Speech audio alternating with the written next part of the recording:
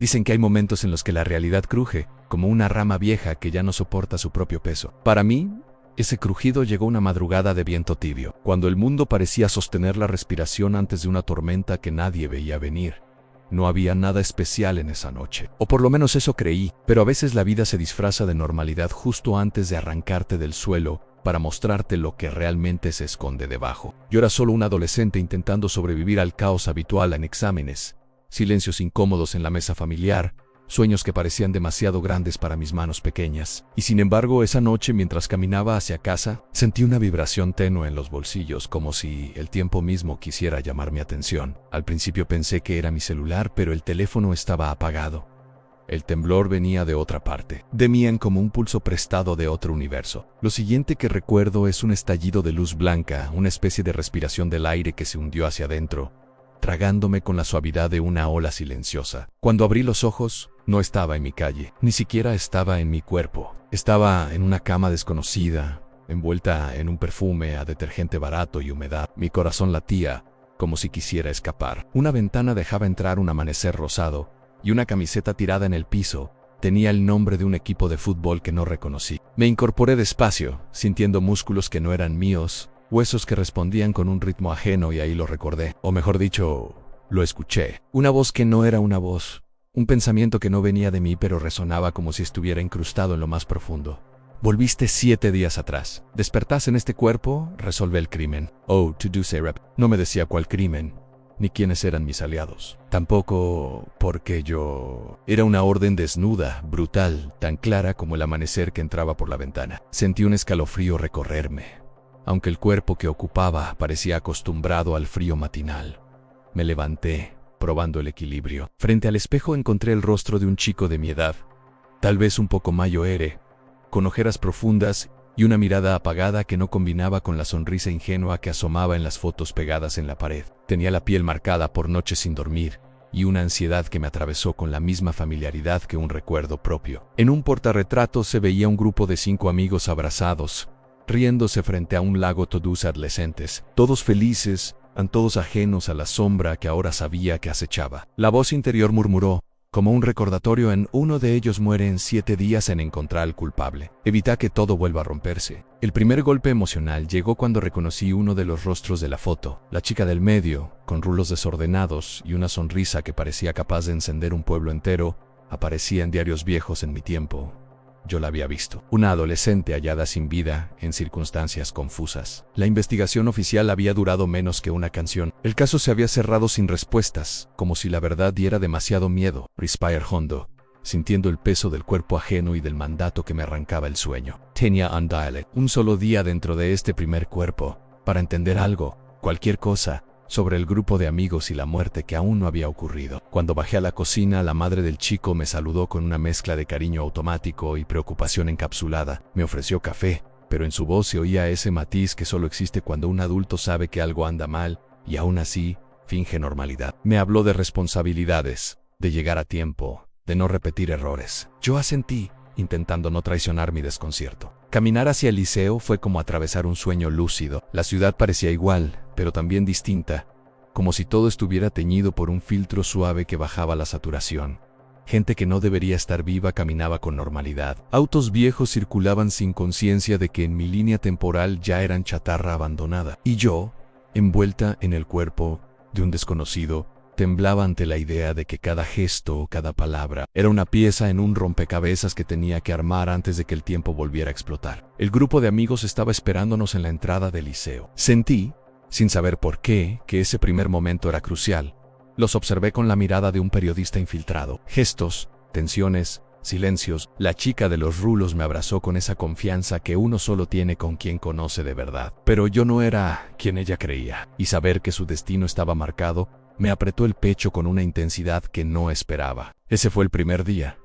El día de la confusión, el día en que entendí que para salvarla tenía que convertirme en todos ellos. Respirar sus miedos, ver sus secretos, recorrer sus grietas, dormir como uno, despertar como otro, reconstruir la verdad desde adentro, El crimen estaba escondido en esos cuerpos, y yo tenía solo 7 amaneceres para armar el mapa antes de que el tiempo decidiera que ya era tarde. La transición entre un cuerpo y otro no fue como caer en un sueño. Fue más parecida a atravesar un vidrio líquido que se cerraba detrás de mí sin dejar rastro. Una sensación fría, casi metálica, me recorrió la columna en espiral, y cuando abrí los ojos me encontré mirando un techo distinto, cubierto de pequeñas estrellas fosforescentes que brillaban con la timidez de lo que alguna vez fue un anhelo infantil. Ahora era otra persona, otra piel, otro corazón prestado. Supe al instante que era el segundo día y que me quedaban 5 más. Una frase que pesaba como una sentencia en 5 amaneceres para evitar la muerte de la chica de los rulos. 5 oportunidades para reconstruir un rompecabezas hecho de miradas, risas y silencios. Me incorporé despacio, dejando que el cuerpo me hablara. Este era más liviano, más inquieto, con una energía nerviosa que vibraba en los dedos, como si estuvieran acostumbrados a tamborilear sobre mesas cuando nadie escuchaba. El cuarto era sencillo, casi minimalista. Una cama prolija, un escritorio repleto de cuadernos con anotaciones y una colección ordenada de cámaras fotográficas viejas. La sensación era clara, estaba en el cuerpo de la observadora del grupo, la que capturaba todo desde atrás del lente. Una periodista sin título, una narradora oculta, y mi instinto me dijo que este era un punto crucial para entender lo que se torcía dentro del grupo. Al bajar a la cocina, la madre de la chica me miró con un gesto amable,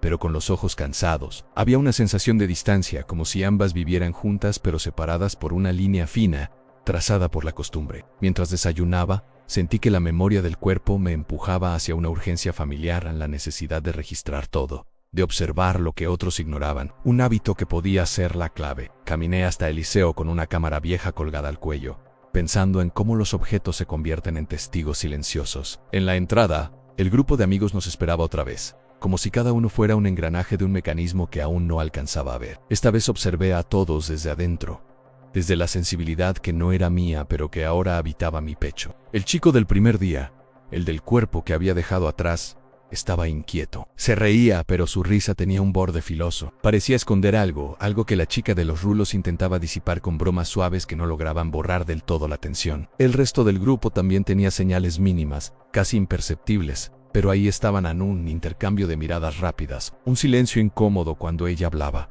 una palabra truncada en mitad del aire. La atmósfera estaba cargada de algo que nadie quería nombrar. A lo largo del día usé la mirada curiosa del cuerpo que habitaba para estudiar los vínculos. Era como hacer periodismo encubierto dentro de una obra teatral, donde todos conocían su papel excepto yo. Había detalles que parecían triviales, pero que en retrospectiva sabían a pista en un libro subrayado con frases sobre traición. Un mensaje a medio borrar en el celular de uno de ellos. La sombra de un desencuentro viejo que todos habían decidido envolver en silencio. A la salida del liceo, la chica de los rulos me tomó del brazo y me dijo algo que, aunque sencillo, me dejó helada. Últimamente siento que todos me ocultan algo, no sé qué pasa, pero lo voy a averiguar. Sus palabras quedaron suspendidas en el aire, como un eco que atravesó el tiempo y me alcanzó incluso más allá del cuerpo prestado. Fue un momento breve, pero con una densidad emocional que me perforó.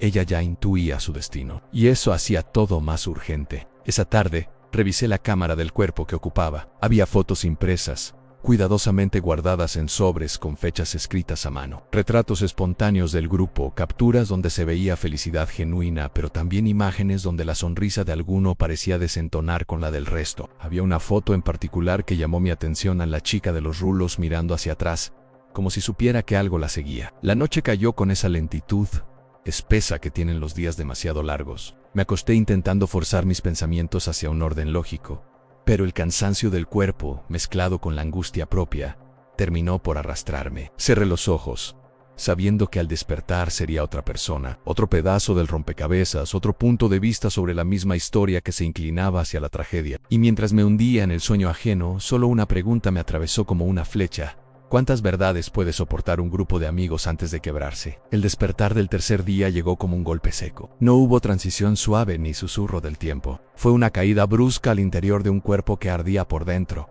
como si estuviera hecho de impulsos eléctricos y emociones que no conocían el punto medio. Abrí los ojos y me encontré en un cuarto pequeño, con paredes llenas de pósters de bandas que gritaban rebelión y rabia contenida. La luz entraba en ráfagas cortas por una persiana rota, dibujando líneas temblorosas sobre el piso. Me incorporé y sentí de inmediato la diferencia. Este cuerpo tenía una energía cruda, pesada, como una tormenta, que no sabía convertirse en lluvia. Un temblor leve me recorría los brazos. El corazón latía rápido, no por miedo, sino por un enojo que parecía viejo, enraizado, y supe, sin necesidad de que ninguna voz lo dijera, que ese enojo era una pista. En el espejo, un chico de mirada intensa me devolvía el gesto. Tenía el ceño fruncido, como si el mundo le debiera una explicación, y aunque yo no conocía su historia completa, podía sentirla latiendo en cada músculo en discusiones sin cerrar, límites constantemente tensados, heridas que nadie veía porque él mismo las cubría con un humor ácido. Era el tipo de persona que el resto del grupo mencionaba siempre con un tono ambiguo.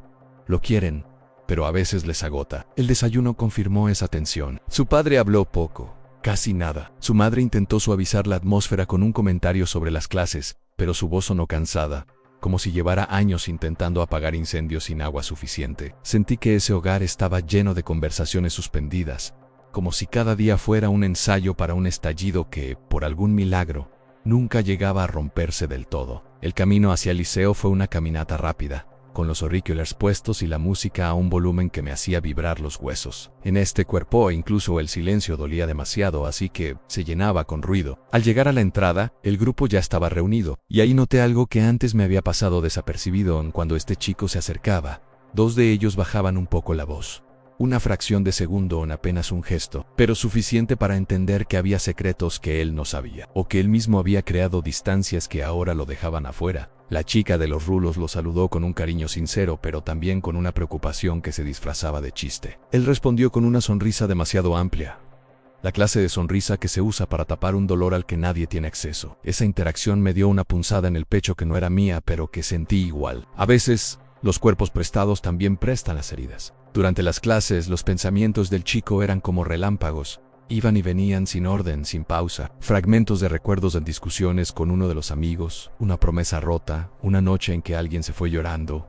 A nada claro, nada contundente, pero sí la certeza de que, de alguna manera, él también cargaba una culpa que no sabía nombrar. A la salida, el grupo decidió ir al kiosco de la esquina, un ritual cotidiano que repetían casi por inercia. Ahí fue donde noté algo clave. El chico del primer día, aquel cuyo cuerpo había habitado, lanzó una mirada rápida hacia la chica de los rulos, una mirada cargada de algo más que amistad, y ella, sin querer o quizá queriendo demasiado poco, evitó sostenerle la mirada. Fue un instante pequeño, microscópico, pero lleno de electricidad. El tercer cuerpo reaccionó al instante, con un nudo en el estómago y un impulso casi animal de intervenir. Me costó controlarlo, pero ese impulso también me reveló lo que él sentía, un amor silencioso, torpe y profundo por esa chica, un amor que tal vez nadie sabía, ni siquiera ella. Y de pronto, el rompecabezas empezó a cambiar de forma. Ya no era solo la muerte futura, era todo lo que estaba ocurriendo antes, los hilos ocultos que tensaban la historia hasta llevarla a un punto de quiebre. Había secretos, celos, miedos, silencios que parecían inocentes, pero que acumulados podían transformarse en algo peligroso. Esa tarde, mientras caminábamos juntos, la chica de los rulos dijo algo que se clavó como un anzuelo. A veces siento que estamos todos más rotos de lo que admitimos, y nadie quiere hablar de eso porque da miedo. Pero si no hablamos, algo va a explotar. Esa frase resonó como una profecía en mi mente, porque yo sabía lo que venía. Sabía que el estallido no solo era real, sino inmanente. Esa noche, al cerrar los ojos, una sensación nueva me atravesó. Estaba empezando a quererlos, a todos, y eso hacía que la misión dejara de ser una orden y se convirtiera en algo mucho más doloroso, en una responsabilidad emocional que podía romperme desde adentro. El cuarto despertar fue distinto desde el primer segundo. No hubo confusión ni resistencia, solo una calma inquietante, como si el tiempo contuviera la respiración para ver cómo iba a moverme. Cuando abrí los ojos, supe al instante en qué cuerpo estaba. El de ella, la chica de los rulos, la luz que todos orbitaban, incluso cuando fingían no hacerlo. Sentí su corazón latiendo en mi pecho con una suavidad que contrastaba con la sombra de su destino. Y por un momento, dudé. ¿Cómo se mira de frente la muerte cuando late desde tu propia piel? Me moví por su cuarto con un cuidado que no era mío. Había fotos pegadas en la pared, frases escritas en tinta azul, un cuaderno abierto donde había anotado algo que me atravesó. Deseo que mis amigos algún día me digan lo que realmente sienten. Aquello no era un pedido, era una herida. Ese día, cada detalle del grupo me llegó como un eco amplificado. El chico del primer día evitaba su mirada con una torpeza que solo tiene quien esconde un amor imposible. La fotógrafa registraba señales silenciosas, consciente de un quiebre que no sabía nombrar. El chico de la rabia caminaba como si cargara una piedra en el alma, incapaz de levantar la vista. Y ella, yo, veía algo que los otros no notaban en el miedo en cada uno. Un miedo que empujaba, sin intención, hacia una tragedia inevitable. Al caer la tarde entendí la verdad: no había un asesino, no había un plan oculto. La muerte que se acercaba era el resultado de todo lo que el grupo callaba: celos no confesados, discusiones evitadas, presión emocional acumulada. Una salida nocturna al lago, un comentario desafortunado, una pelea que se encendería como un fósforo en un bosque seco. Ella correría hacia el borde del muelle, resbalaría, y cuando cayera al agua, el pánico de los demás sería más fuerte que su capacidad de reaccionar. Pero todavía había tiempo. Y tenía su voz. Los reuní cerca del lago, en el mismo escenario donde el destino se tensaba como una cuerda a punto de romperse. Les hablé con una honestidad que ella siempre tuvo, pero que nunca había usado del todo. Les dije que estaban lastimándose sin querer, que el cariño también se deshace si no se sostiene con verdad, que todos necesitaban decir lo que llevaban guardado. Ellos se miraron por primera vez sin máscaras, confesaron miedos, deseos, enojos, cosas que arrastraban desde hacía años. El aire se volvió liviano, como si el tiempo hubiera estado esperando exactamente ese momento para corregirse. Y cuando la noche llegó, ella no corrió hacia el muelle, no cayó al agua. No murió en el tiempo, me devolvió a mi cuerpo con la sensación de cerrar un libro que nunca voy a olvidar. Gracias por ver el video. Si te emocionó esta historia, te invito a suscribirte y dejar tu like para seguir viajando conmigo a través del tiempo.